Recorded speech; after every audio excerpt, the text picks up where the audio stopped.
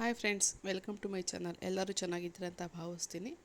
ಬನ್ನಿ ಇವಾಗ ಸಿಂಪಲ್ ಸಾಂಬಾರು ಯಾವ ರೀತಿ ಮಾಡೋದು ಅಂತ ನೋಡೋಣ. ಇದಕ್ಕೆ ಬೇಕಾಗಿರೋ ಇಂಗ್ರೀಡಿಯೆಂಟ್ಸ್ ಮುಂದಕ್ಕೆ ನಾನು ಹೇಳ್ಕೊತ ಹೋಗ್ತೀನಿ ನಿಮಗೆ. ಇದಕ್ಕೆ ನಾನು ಕೆಂಪುಬೇಳೆ ತಗೊಂಡಿದ್ದೀನಿ 1 ಬಟ್ಲಷ್ಟು, ಮತ್ತು ಒಂದು 4ರಿಂದ 5 ಟೊಮೊಟೊ, 1 ಈರುಳ್ಳಿ ಸಾಕು ಬೇಯೋಕ್ಕೆ ಅಂತ. 4ರಿಂದ 5 ಟೊಮೊಟೊ ತಗೊಂಡಿದ್ದೀವಿ. ಟೊಮೊಟೊ ಹಾಕಿದಷ್ಟು ಟೇಸ್ಟ್ ಚೆನ್ನಾಗಿರುತ್ತೆ.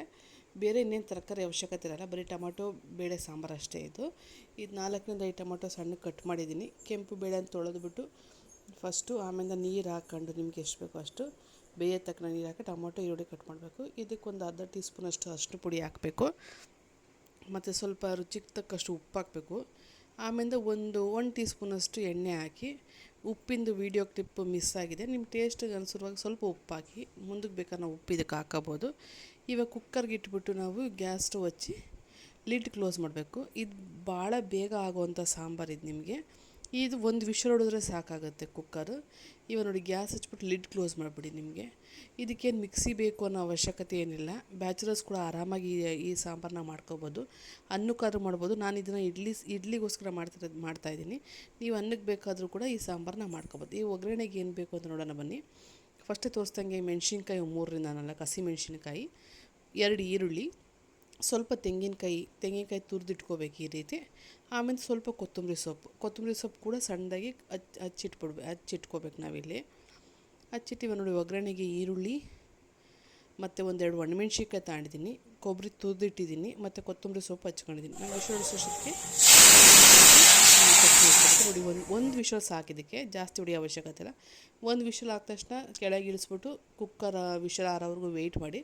ವೆಯ್ಟ್ ಆದಮೇಲೆ 1 ಸ್ಪೂನ್ ತಗೊಂಡು ಅದನ್ನು ನಾವೇನು ಬೇಯಿಸಿದ್ದೀವಲ್ಲ ಬೇಳೆನ, ಅದನ್ನು ಚೆನ್ನಾಗಿ ಹಿಂಗೆ ತಿರ್ಸ್ಕೊಂಡು ನೋಡಿ. ಅದಕ್ಕೆ ಬೇಳೆ ಬೆಂದಿರಬೇಕು. ಒಂದು ವಿಷಲ್ಗೆ ಕೆಂಪು ಬೇಳೆ ಆಗಿರೋದ್ರಿಂದ ಬೇಗ ಬೇಯುತ್ತೆ. ತೊಗರಿ ಬೇಳೆ ಹಾಕಿದ್ರೆ ಮಾತ್ರ ಒಂದು 3ರಿಂದ 4 ವಿಷಲ್ ಹೊಡಿಸ್ಬೇಕಾಗತ್ತೆ. ಒಂದೇ ವಿಷಲ್ಗೂ ಆಗುತ್ತೆ ನೋಡಿ. ಒಗ್ಗರಣೆ ನಾನು ಇಲ್ಲಿ 1 ಒಣಮೆಣ್ಸಿನ್ಕಾಯಿ ತಗೊಂಡಿದ್ದೀನಿ. ಇವಾಗ ಏನೇನು ಹಾಕ್ಬೇಕಂತ ನೋಡೋಣ ಬನ್ನಿ ಮುಂದಕ್ಕೆ. ಸಾಂಬಾರಿಗೆ ಒಂದು ಬಾಣಲಿ ಇಟ್ಬಿಟ್ಟು, ಬಾಣಲೆಗೆ ಒಂದು ಸ್ವಲ್ಪ ಎಣ್ಣೆ ಹಾಕ್ಬಿಟ್ಟು, ನೀವು ಎಣ್ಣೆ ಕಾದ್ಮೇಲೆ ಸಾಸಿವೆ ಹಾಕಿ,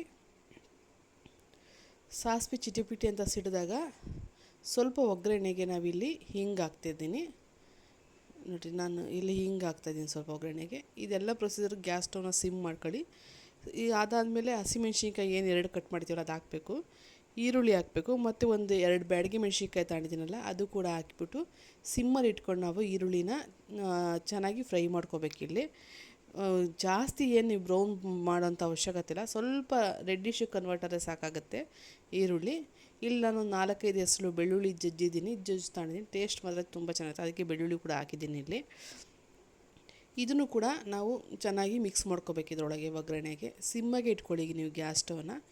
ಏನು ಒಗ್ಗರಣೆ ಸಿಗಬಾರ್ದು ಇಲ್ಲಿ. ನಮ್ಮ ಕಡೆ ನಾವು 2 ರೀತಿ ಖಾರ ಪುಡಿನ ಯೂಸ್ ಮಾಡ್ತೀವಿ. ಇದು ನಾನು ಇವಾಗ ಯೂಸ್ ಮಾಡ್ತಿರೋದು, ಇದಕ್ಕೆ ನಾವು ಒಣಮೆಣ್ಸಿನ್ಕಾಯಿ ಪುಡಿ ಹಾಕಿಲ್ಲ. ಇದು ಬರೀ ಧನಿಯಾ ಕಾಳು ಹಾಕ್ಬಿಟ್ಟು ಮಾಡೋಂತಹ ಸಾಂಬಾರು ಪೌಡ್ರ್ ಇದು. ಇದಕ್ಕೆ ನಾವು ಒಣಮೆಣ್ಸಿನ್ಕಾಯಿ ಹಾಕಲ್ಲ. ಹಸಿಮೆಣ್ಸಿನ್ಕಾಯಿ ಹಾಕಿ ಏನೇನು ಪಲ್ಯಗಳು ಸಾರುಗಳು ಮಾಡ್ತೀವಲ್ಲ ಅದಕ್ಕೆಲ್ಲ ಈ ಪುಡಿ ಹಾಕ್ತೀನಿ ನಾನು. ಸಾಂಬಾರಿಗೂ ಕೂಡ ಇದೇ ಯೂಸ್ ಮಾಡ್ತೀನಿ ನಾನು. ನಿಮ್ಮ ಹತ್ರ ಯಾವ ಸಾಂಬಾರು ಪುಡಿ ಇದೆಯೋ ಆ ಸಾಂಬಾರು ಪುಡಿ ನೀವು ಯೂಸ್ ಮಾಡ್ಬೋದು. ಈ ಸಾಂಬಾರು ಪುಡಿ ಹಾಕಿದ್ರೆ ಟೇಸ್ಟ್ ಚೆನ್ನಾಗಿರುತ್ತೆ ಅಂತ ಇದು ಹಾಕ್ತಿದ್ದೀನಿ. ನೀವು ಬೇರೆ ಯಾವ ಸಾಂಬಾರು ಪುಡಿ ಅದು ಹಾಕ್ಕೋಬೋದು. ಇಲ್ಲಿ ನೋಡಿ, ನಾನು 2 ಟೇಬಲ್ ಸ್ಪೂನಷ್ಟು ಸಾಂಬಾರು ಪೌಡ್ರ್ ತಗೊಂಡಿದ್ದೀನಿ. ಮತ್ತು ರುಚಿಗೆ ನಿಮ್ಮ ಖಾರ ಎಷ್ಟು ಬೇಕೋ ಅಷ್ಟು ಖಾರನ ತಗೋಬೇಕು. ಹಚ್ಚ ಖಾರದ ಪುಡಿ ಅಥವಾ ಒಣಮೆಣ್ಸಿನ್ಕಾಯಿ ಪುಡಿ ಅಂತಲೂ ಅಂತಾರೆ. ಅದು ನಾನಿಲ್ಲಿ 2 ಸ್ಪೂನ್ ಒಣಮೆಣ್ಸಿನ್ಕಾಯಿ ಪುಡಿ ಹಾಕಿದ್ದೀನಿ. ಇವಾಗಲೂ ಕೂಡ ನಾನು ಗ್ಯಾಸ್ ಸಿಮ್ಮಲ್ಲೇ ಇಟ್ಟಿದ್ದೀನಿ. ಯಾಕೆಂದರೆ ಇದು ಹಾಕಿದ ತಕ್ಷಣ ಇದು ಪುಡಿ ಬೇಗ ಸೀದ್ಬಿಡುತ್ತೆ. ಸಿಗಬಾರ್ದು ಅಂತಾರೆ. ನಾವು ಸಿಮ್ಮಲ್ಲಿ ಇಟ್ಬಿಟ್ಟು ಇದನ್ನು ನೀಟಾಗಿ ಚೆನ್ನಾಗಿ ಫ್ರೈ ಮಾಡಬೇಕು ನಾವು ಸಿಮ್ಮಲ್ಲೇ. ಇವಾಗ ನಾವೇನು ಬೇಳೆ ಬೇಯಿಸಿಟ್ಟಿದ್ದೀವಲ್ಲ ಅದನ್ನು ಒಂದ್ಸರಿ ನೀವು ಹೆಂಗಿರೋ ಕೈಯಾಡಿ ಸೈಡಲ್ಲಿ ಇಟ್ಟಿದ್ದೀರಾ ನೋಡಿ. ಕನಿಷ್ಠ ಅಂದರೆ ಒಂದು 5 ನಿಮಿಷ ಇದು ನಾವು ಆ ಎಣ್ಣೆಲೇ ಫ್ರೈ ಮಾಡಬೇಕಾಗತ್ತೆ. ಆವಾಗ ನಿಮಗೆ ಫ್ಲೇವರ್ ಅನ್ನೋದು ಚೆನ್ನಾಗಿ ಬರುತ್ತೆ. ಇವಾಗ ಇದು ಫ್ರೈ ಆಗ್ತಿದ್ದಂಗೆ ನಾವಿಲ್ಲೇನು ಬೇಳೆ ಬೇಯಿಸಿಟ್ಟಿದ್ದೀವಲ್ಲ ಇದನ್ನು ಈ ಒಗ್ಗರಣೆ ಒಳಗೆ ನಾವು ಸಾಂಬಾರನ್ನ ಮಾಡೋಕ್ಕೋಸ್ಕರ ಅದು ಬೇಳೆ ಹಾಕಬೇಕಾಗತ್ತೆ. ಬೇಳೆ ಚೆನ್ನಾಗಿ ಅದು ಮಿಕ್ಸ್ ಮಾಡ್ಕೊಂಡು ನೀವು ಈ ಒಗ್ಗರಣೆ ಒಳಗೆ ಸಾಂಬಾರು ಹಾಕ್ಕೊಳ್ಳಿ. ಹಾಕ್ಬಿಟ್ಟು ಇಲ್ಲಿ ನಿಮಗೆ ನೀರು ನೋಡ್ಕೊಳ್ಳಿ, ನಿಮಗೆ ನೀರು ಎಷ್ಟು ಬೇಕು ಅಂತ. ನೀವು ಗಟ್ಟಿ ಬೇಕು ಅಂತಂದರೆ ಗಟ್ಟಿ ಮಾಡ್ಕೊಬೋದು, ಇಲ್ಲ ಸ್ವಲ್ಪ ಅದು ನಮಗೆ ತೆಳುವಾಗಿದ್ದರೆ ಚೆನ್ನಾಗಿ ಅಂತಂದರೆ ಇನ್ನೂ ಸ್ವಲ್ಪ ನೀರು ಹಾಕ್ಕೋಬೋದು. ಇವಾಗ ಈ ಟೈಮಲ್ಲಿ ನಾನು ಸ್ವಲ್ಪ ಹುಣಸೆಹಣ್ಣು ತಗೊಂಡಿದ್ದೀನಿ ಹುಳಿಗೋಸ್ಕರ. ಜಾಸ್ತಿ ಹುಣಸೆ ಹುಳಿ ಬೇಕಾಗಿಲ್ಲ, ಸ್ವಲ್ಪ ಆದರೆ ಸಾಕು. ಸುಮ್ಮನೆ ಟೇಸ್ಟ್ಗೋಸ್ಕರ ಹುಣಸೆ ಹುಳಿ ಹಾಕ್ಬೇಕಷ್ಟೇ ಇಲ್ಲಿ ನೋಡಿ. ಹುಣಸೆ ಹುಳಿನ ಕದ್ರಿಟ್ಬಿಟ್ಟು ನಾನು ಅದು ನೀರು ಮಾತ್ರ ಮಿಕ್ಸ್ ಮಾಡ್ತಾಯಿದ್ದೀನಿ. ಈ ಟೈಮಲ್ಲಿ ನಿಮಗೆ ಉಪ್ಪು ಬೇಕಾದ್ರೆ ಇನ್ನೊಂದು ಸ್ವಲ್ಪ ಉಪ್ಪು ಬೇಕಾದ್ರೆ ಟೇಸ್ಟ್ ನೋಡ್ಬಿಟ್ಟು ಉಪ್ಪು ಇಲ್ಲ ಹಾಕ್ಕೊಳ್ಳಿ ನೀವು. ಹಾಕೊಂಡ್ಮೇಲೆ ಇನ್ನೊಂದು ಸ್ವಲ್ಪ ನಾನು ನೀರು ಹಾಕ್ಕೊತಾ ಇದ್ದೀನಿ. ಏನಕ್ಕೆ ನಾನು ಈ ಸಾಂಬಾರು ಮಾಡ್ತಿರೋದು ಇವಾಗ ಇಡ್ಲಿಗೋಸ್ಕರ ಮಾಡ್ತಾಯಿದ್ದೀನಿ. ನಮ್ಮನೆ ಸ್ವಲ್ಪ ತಿಳಿಯಾಗಿದ್ರೇ ಇಷ್ಟಪಡ್ತಾರೆ, ಹಂಗಾಗಿ ನಾನು ನೀರು ಇನ್ನೊಂದು ಸ್ವಲ್ಪ ಹಾಕ್ಬಿಟ್ಟು ಇದೆಲ್ಲ ಕುದಿಬೇಕು ಅಂತಂದು ಎಲ್ಲ ಚೆನ್ನಾಗಿ ಮಿಕ್ಸ್ ಮಾಡ್ತಾಯಿದ್ದೀನಿ ನಾನು ಇಲ್ಲಿ ಮಿಕ್ಸ್ ಮಾಡ್ಕೊತಾ ಇರ್ಬೇಕಾದ್ರೆ ನಾವೇನು ಕಾಯಿ ತುರಿದಿಟ್ಟಿದ್ದೀವಲ್ಲ, ಈ ಕಾಯಿ ಮತ್ತು ಕೊತ್ತಂಬರಿ ಸೊಪ್ಪನ್ನ ಇವಾಗ ಹಾಕಬೇಕಾಗತ್ತೆ. ಇವೆಲ್ಲ ಇವಾಗ ಯಾಕೆ ಲಾಸ್ಟ್ಗೆ ಹಾಕ್ಬೋದಲ್ಲ ಅನ್ಕೋಬೋದು, ಇಲ್ಲ ಇವಾಗ ಹಾಕಿದ್ರೆ ನಿಮ್ಗೆ ಏನಪ್ಪ ಅಂದರೆ ಟೇಸ್ಟ್ ಚೆನ್ನಾಗಿ ಬರುತ್ತೆ. ಆ ಕಾಯಿ ಮತ್ತು ಕೊತ್ತಂಬರಿ ಸೊಪ್ಪು ಆ ಸಾರಲ್ಲಿ ಒಂದು ಕುದ್ರೆ ನಿಮಗೆ ಟೇಸ್ಟ್ ಫ್ಲೇವರ್ ಅನ್ನೋದು ಏನಿದೆಯಲ್ಲ ಅದು ಚೆನ್ನಾಗಿ ಬಿಟ್ಕೊಳುತ್ತೆ. ಮತ್ತು ಭಾರಿ ಈಸಿಯಾಗಿ ಕೂಡ ಈ ಸಾಂಬಾರು ಮಾಡ್ಬೋದು. ಒಂದ್ಸರಿ ನೀವು ಟ್ರೈ ಮಾಡಿ ಫ್ರೆಂಡ್, ತುಂಬ ಟೇಸ್ಟ್ ಅದು ತುಂಬ ಚೆನ್ನಾಗಿರುತ್ತೆ. ಅನ್ನಕ್ಕಾಗಲಿ ಅಥವಾ ಇಡ್ಲಿಗಾಗಲಿ, ದೋಸೆಗೂ ಕೂಡ ದಿಢೀರ್ ತರಕಾರಿ ಏನಿಲ್ಲಪ್ಪ ಏನು ಮಾಡಬೇಕು ಸಾಂಬಾರು ಅಂತಂದರೆ ಟೊಮೊಟೊ ಬೇಳೆ ಹಾಕಿ ಕೂಡ ಈ ರೀತಿ ಸಾಂಬಾರು ಮಾಡ್ಬೋದು. ಟೇಸ್ಟ್ ಮಾತ್ರ ಸೂಪರಾಗಿರುತ್ತೆ. ಒಂದ್ಸರಿ ಟ್ರೈ ಮಾಡಿ, ದಯವಿಟ್ಟು ಕಮೆಂಟ್ ಮಾಡಿ ತಿಳಿಸಿ ನನಗೆ ಯಾವ ರೀತಿ ಬಂದಿದೆ ಸಾಂಬಾರು ಅಂತೇಳಿ. ನೀವು ಏನಾದರೂ ಫಸ್ಟ್ ಟೈಮ್ ನನ್ನ ವೀಡಿಯೋ ನೋಡ್ತಾ ಇದ್ದೀರಾ ಅಂದರೆ ದಯವಿಟ್ಟು ಇದನ್ನು ನನ್ನ ಚಾನಲ್ ಸಬ್ಸ್ಕ್ರೈಬ್ ಮಾಡ್ಕೊಳ್ಳಿ, ವೀಡಿಯೋ ಲೈಕ್ ಮಾಡಿ, ನಿಮ್ಮ ಫ್ಯಾಮಿಲಿ ಫ್ರೆಂಡ್ಸ್ರಿಗೆ ಶೇರ್ ಮಾಡಿ.